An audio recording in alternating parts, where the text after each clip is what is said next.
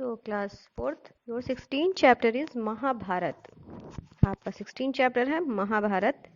महाभारत के बारे में आपने पहले भी पढ़ा होगा, सुना होगा, टीवी में देखा भी होगा कि महाभारत किन लोगों के बीच में हुआ था, क्यों हुआ था। ये सारी चीज़ें आपको पता भी होंगी। तो आपके चैप्टर में इसी महाभारत के युद्ध के बारे में है। Introduction. In this chapter you will study about the battle of Mahabharat that took place in ancient time. इस चैप्टर में आप महाभारत के युद्ध के बारे में पढ़ोगे जो कि प्राचीन काल में हुआ था। एंशियंट टाइम, प्राचीन समय, बैटल मीन्स युद्ध। So let's start the chapter. Long ago a fierce battle took place between Kauravas and Pandavas. बहुत साल पहले कौरवास यानी कौरव और पांडवों के बीच एक भयंकर युद्ध हुआ। फियर्स मीन्स भयंकर और बैटल मीन्स युद्ध।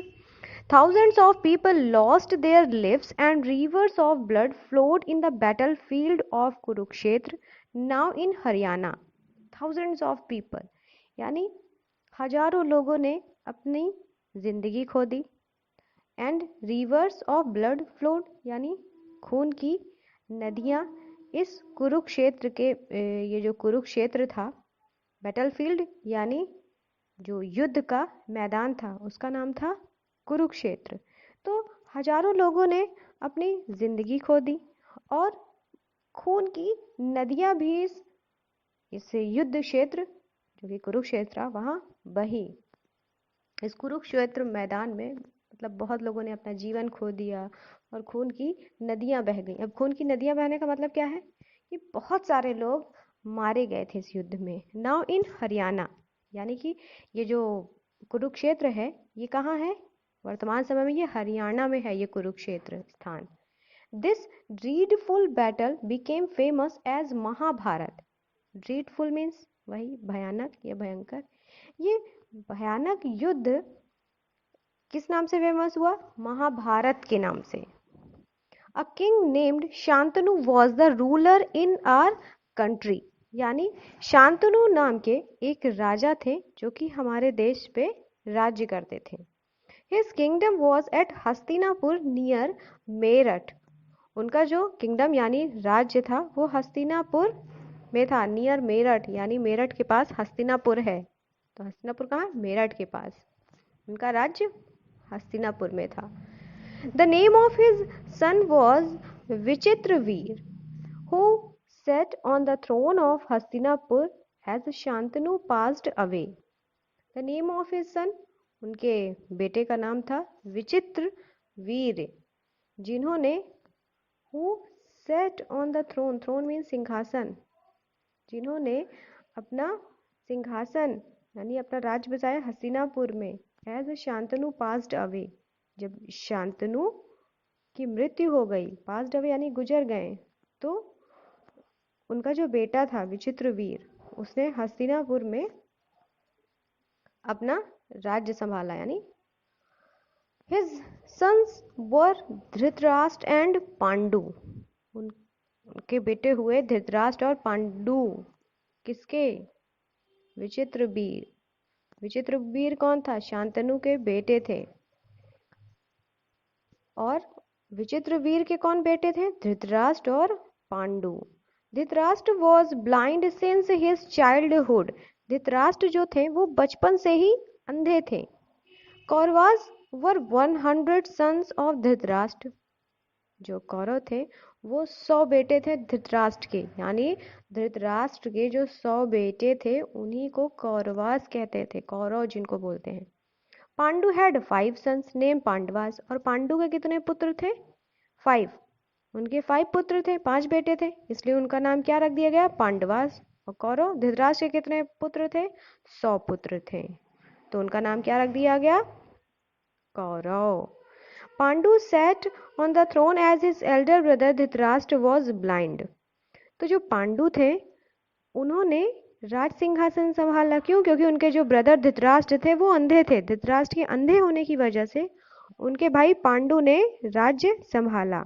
After the death of Pandu at an early age, Dhritarashtra used to look after the state's affairs with the help of his knights यहाँ पे नाइट्स का मतलब क्या है? यहाँ पे नाइट्स का मतलब रात नहीं है, यहाँ पे नाइट्स का मतलब उनके कोर्टियर्स यानी जो दरबार में लोग थे उनसे है।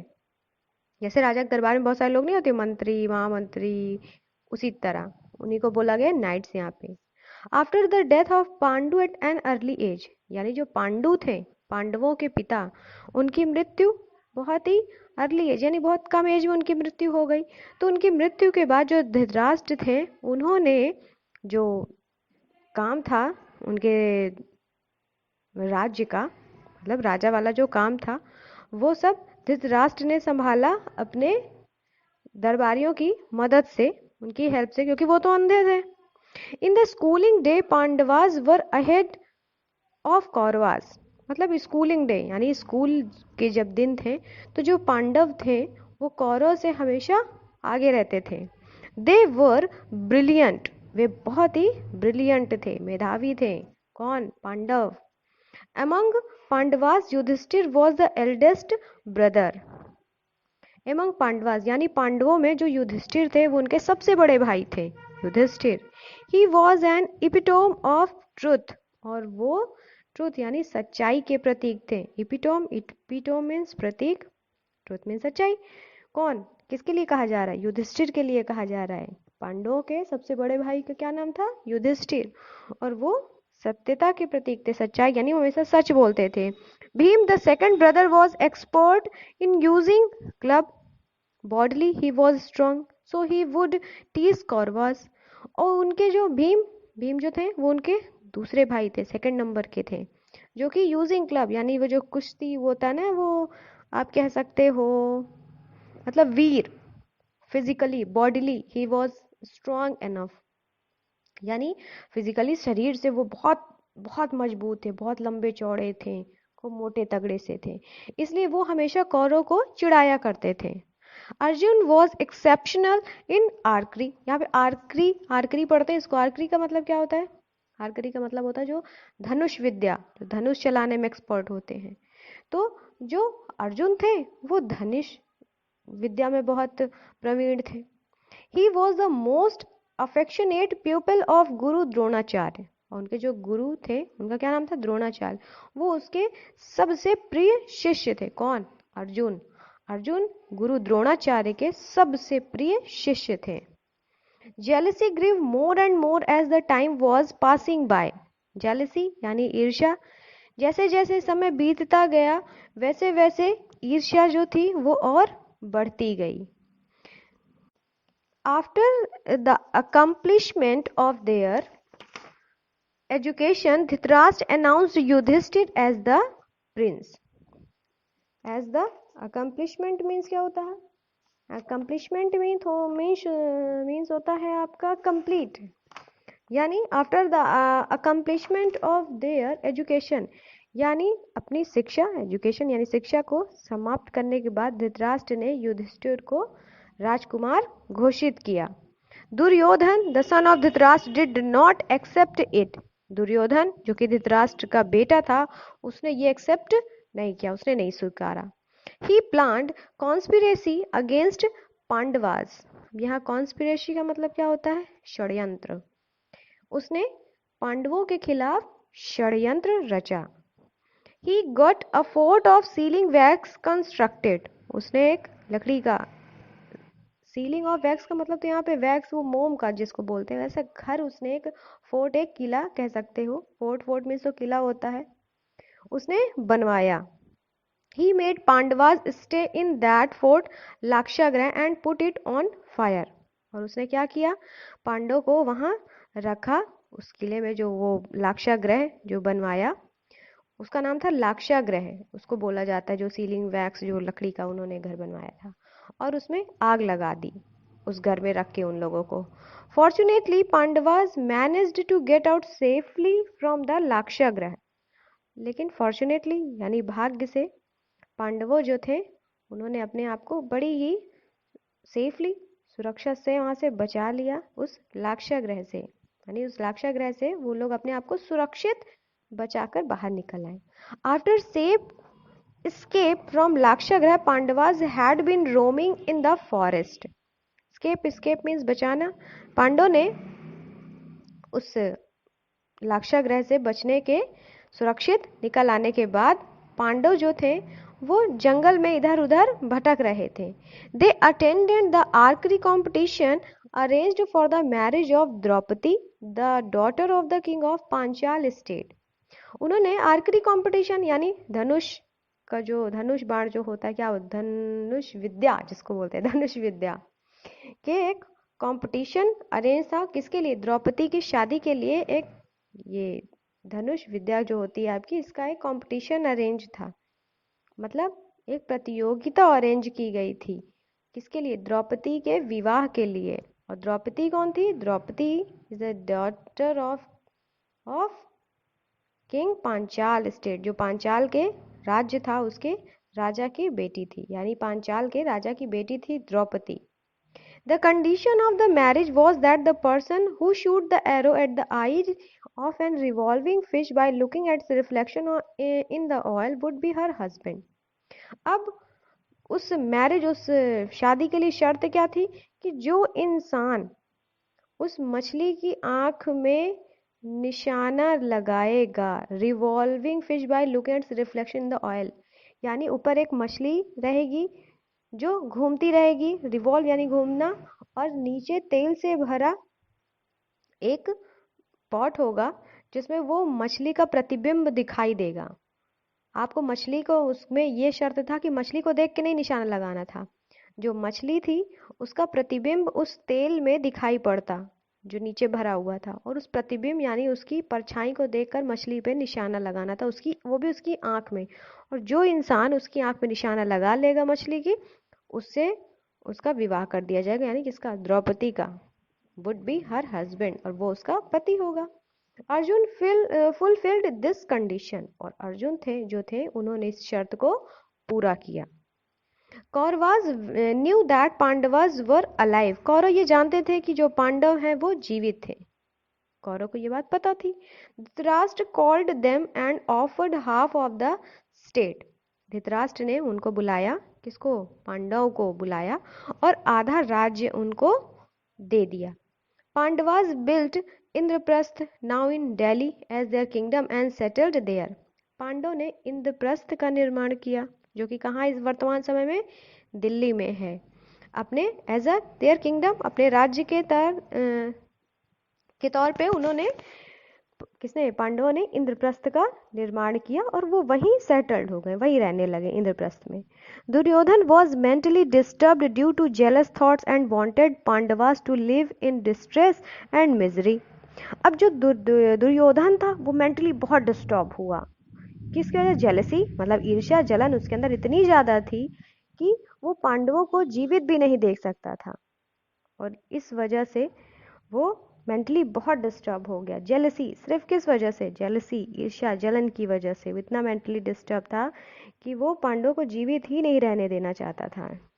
Once again he planned a conspiracy with the help of his maternal uncle named Shakuni. एक बार उसने फिर से षड्यंत्र रचा, फिर से षड्यंत्र बनाया अपने मैटरनल अंकल मीन्स मामा, अपने मामा के साथ मिलकर, उसकी मदद से, जिसका नाम था शकुनी, किसका? उनके मामा का, जिसका नाम शकुनी था उनके मामा का, उनके साथ, उनकी हेल्प से उसने फिर एक षड्यंत्र रचा। किसने? दुर्योधन ने। He invited Pandavas to gamble, gamble means जुआ, उसने पांडवों को जुए में आमंत्रित किया, जुआ खेलने के लिए निमंत्रण भेजा। With the unfair tricks in a deceitful manner, Duryodhan managed to seize Pandava's kingdom through gambling. With the unfair tricks, मतलब deceitful manner यानी धोखेबाजी तरीके से, छल करके, बेईमानी करके, उन्होंने, दुर्योधन ने क्या किया? पांडवों का राज्य जुए में जीत लिया। According to the terms and conditions, Pandavas had to face exile for 12 years and thereafter concealment for 1 year. According to the terms और conditions, यानी जुआ भाई खेल रहे थे तो कोई भी गेम होता तो उसकी शर्तें तो कुछ होती हैं ना, तो उसकी शर्तों के मुताबिक पांडव ने अपना तो सब राज्य जुए में हार गए थे, खो दिया था, तो शर्त ये थी कि अब वो लोग 12 साल तक एग्जाइल यानी वनवास काटेंगे। कौन? पांडव लोग जुए में जब हार गए तो शर्त ये भी थी हारने में कि वो 12 साल वनवास काटेंगे और उसके बाद 1 साल तक अज्ञातवास, कंसीलमेंट मीन्स अज्ञातवास। अज्ञातवास का मतलब कि जहाँ उनको कोई भी ना जाने, मतलब जहाँ उनका कोई भी पता ना लगा पाए, उसको बोलते हैं अज्ञातवास। मतलब किसी को भी उस जगह के बारे में ज्ञात ना हो। After the time was over, Pandavas asked to get back their kingdom. अब जब वो समय व्यतीत हो गया, यानी 12 साल बीत गए, तो पांडवास ने अपना किंगडम, अपना राज्य वापस मांगा। भाई शर्त यही थी ना कि उनका राज ले लेंगे, 12 साल उनको वनवास काटना पड़ेगा और 1 साल अज्ञातवास। दुर्योधन डिड नॉट एग्री, लेकिन दुर्योधन एग्री नहीं हुआ, यानी वो उनका राज्य वापस देने के लिए तैयार नहीं हुआ।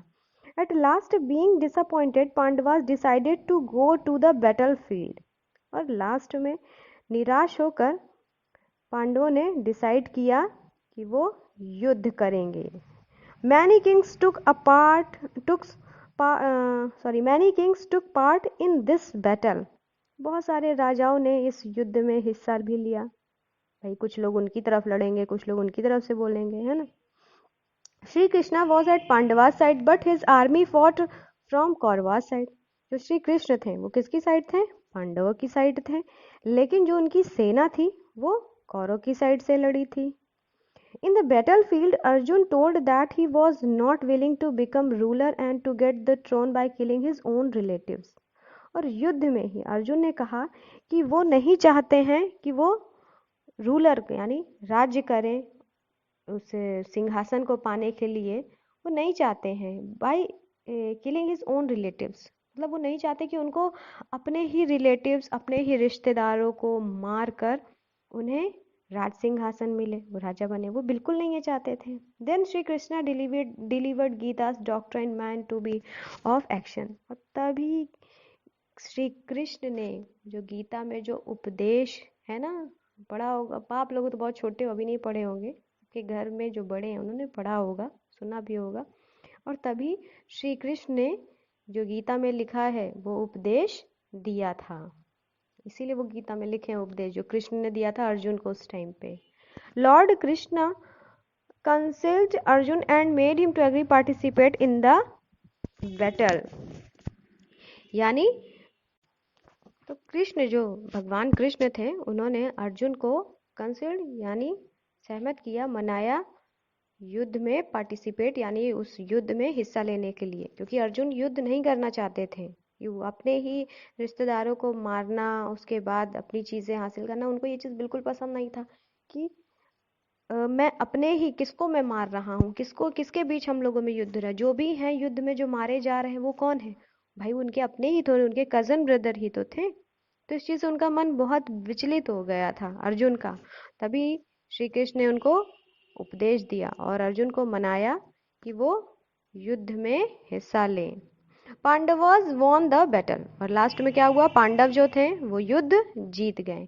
Kauravas were completely ruined in the war that continued for 18 days only. और जो कौरव थे वो पूरी तरह से इस युद्ध में बर्बाद हो गए, खत्म हो गए, जो कि लगातार 18 दिनों तक चला। क्या ये युद्ध जो कौरव और पांडवों के बीच युद्ध था वो लगातार 18 दिनों तक चला था।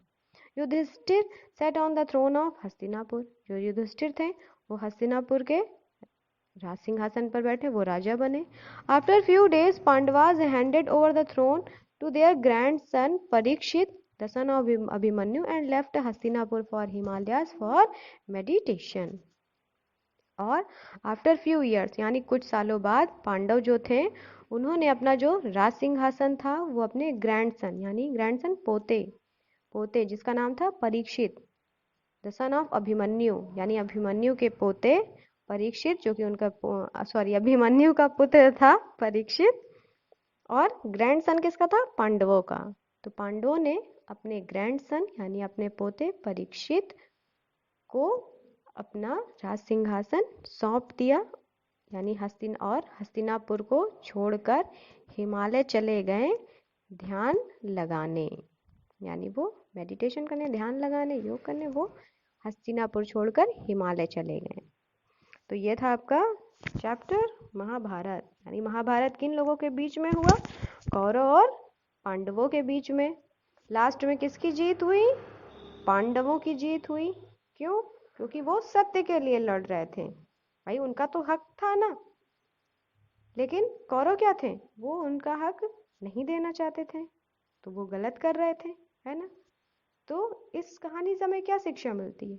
इस कहानी से हमें यही शिक्षा मिलती है कि हमें किसी का भी हक नहीं मारना चाहिए, क्योंकि हमेशा क्या होता है, बुरे कर्म का बुरा ही फल मिलता है। तो आपका चैप्टर ये कंप्लीट होता है।